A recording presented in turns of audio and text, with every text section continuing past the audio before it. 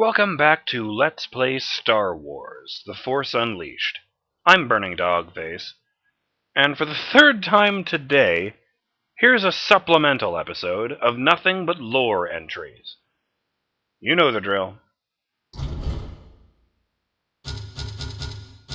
Captain Ozic Stern.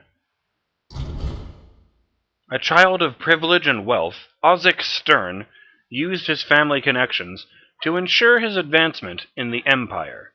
Born to a long line of celebrated trophy hunters, Ozic Stern has carried on the family tradition of hunting down the most exotic and dangerous predators in the galaxy. While his Imperial deployments initially allowed him to travel the galaxy in search of his next quarry, his eventual promotions prevented him from continuing the hunt.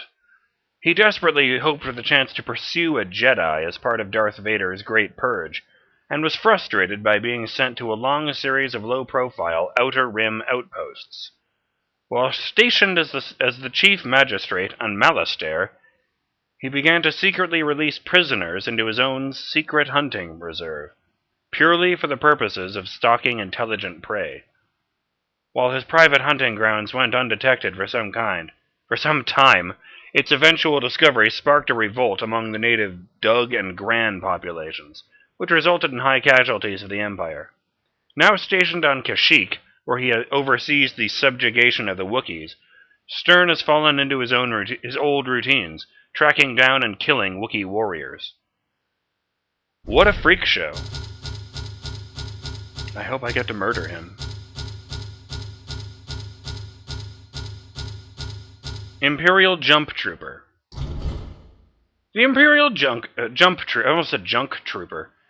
The Imperial Jump Trooper is an air-to-ground attack unit trained to engage airborne, entrenched, or otherwise inaccessible enemies. The Jump Troopers are also trained in hit-and-run tactics, ambushing opponents from above, and often provide other Stormtrooper squadrons with air cover during pitched battles. They are the primary Imperial units deployed to keep order on low-gravity worlds and atmospheric platforms such as Cloud City. Equipped with an advanced Imperial jetpack, the Jump Trooper bursts through the air in short spurts and can hover in place for extended periods. The Jump Trooper's long-range rail detonator is far more powerful than standard Imperial-issued weaponry, and has no recoil, allowing the Jump Trooper to discharge the weapon without changing flight path or being knocked off balance while hovering. Not bad. Get back in there, champ, says my lozenge.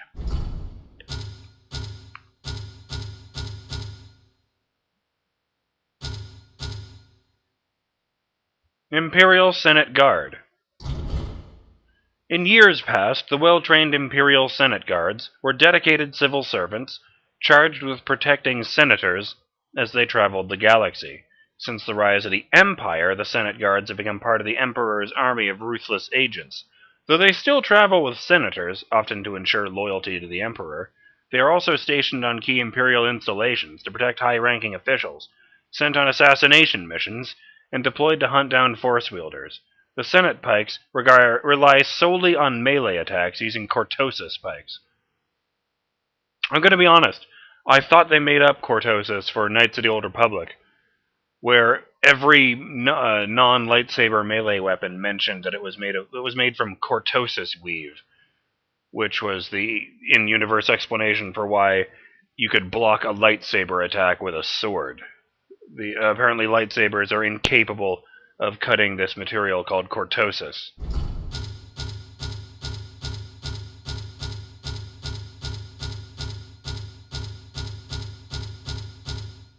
Scout Trooper. Lightly armored but highly mobile Imperial Stormtroopers, Scout Troopers are usually assigned to planetary garrisons to patrol perimeters, perform reconnaissance missions, and identify enemy locations. Because their mission profile usually requires long stints away from Imperial resupply, Scout Troopers are trained survivalists who often carry personal survival kits, portable power units, food supplies, microcords, whatever those are, and specialized gear designed for the local terrain. Wow. Scout Troopers are known for their self-reliance and ability to operate alone, and the Empire has discovered that these traits make Scout Troopers excellent snipers. Many scout troopers are armed with collapsible long-range sniper rifles, equipped with powerful scopes and small targeting computers. The scout trooper's sniper rifle is deadly and extremely accurate, but does emit a brief laser sight beam before firing. Shadow Guard. Few Imperials know the true origins of the mysterious and powerful Shadow Guard. The silent, enigmatic warriors receive orders from Emperor Palpatine directly, and are often sent to eliminate suspected Jedi and other Force wielders. The Shadow Guard boast limited Force powers of their own, and are capable of wielding lightsaber lances, which has led some Imperials to speculate that the Shadow Guard are, in fact, Jedi who have been captured, tortured, and brainwashed by the insidious Palpatine. Others believe that the Shadow Guard are simply loyal members of Palpatine's red-robed Imperial Guard who have been secretly trained the basic Sith arts. Whatever the truth, the Shadow Guard command immense respect within the Imperial ranks, and often lead elite Imperial commandos into battle against the Emperor's most hated enemies. Ugnaught. I like that he has the fucking bottle in his hand. Short, stocky humanoids with porcine faces. That means they look like pigs. Ugnaughts are considered loyal and hard-working. They are a major component of the labor force on Bespin's Cloud City, where they have been employed by various corporate interests to construct the massive Tibana gas-generating plants, carbon freezing chambers, and majestic skyscrapers of the city proper. The Ugnaughts live on construction platforms surrounding the half-finished Cloud City, where much of the raw materials for the project are produced to be ferried over. Ugnaughts are generally peaceful, but are not averse to violence if they are provoked. In combat, they will grab whatever is handy, from broken bottles to construction-grade plasma torches.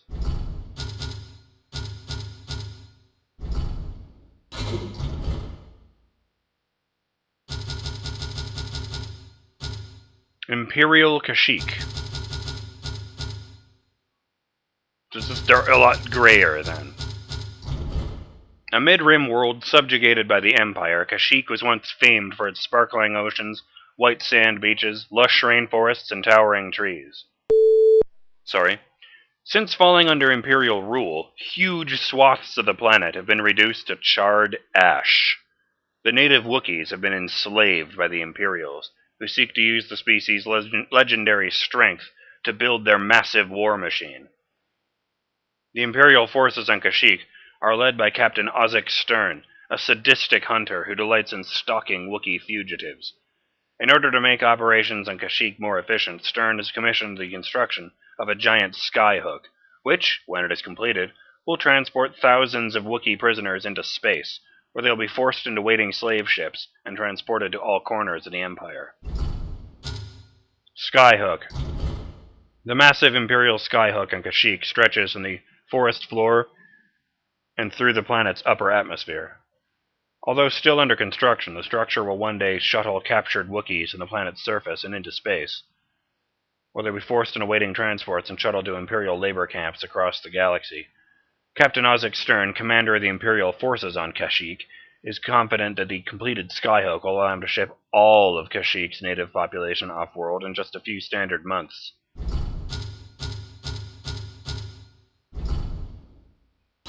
Damn.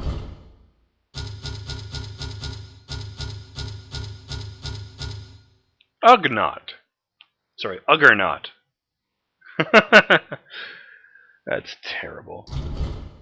Affectionately referred to as Uggernauts, the bipedal construction vehicles operated by Ugnaughts are actually modified electromagnetic load-lifting maintenance exoskeletons manufactured by Bespin Motors.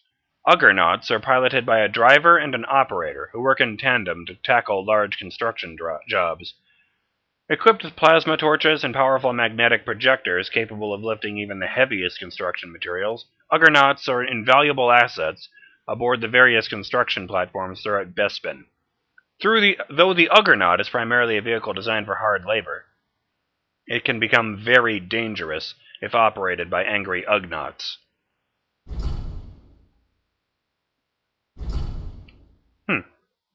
I think that should do it.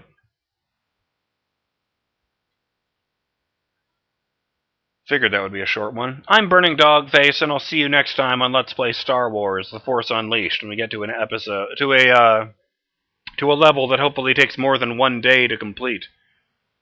Later.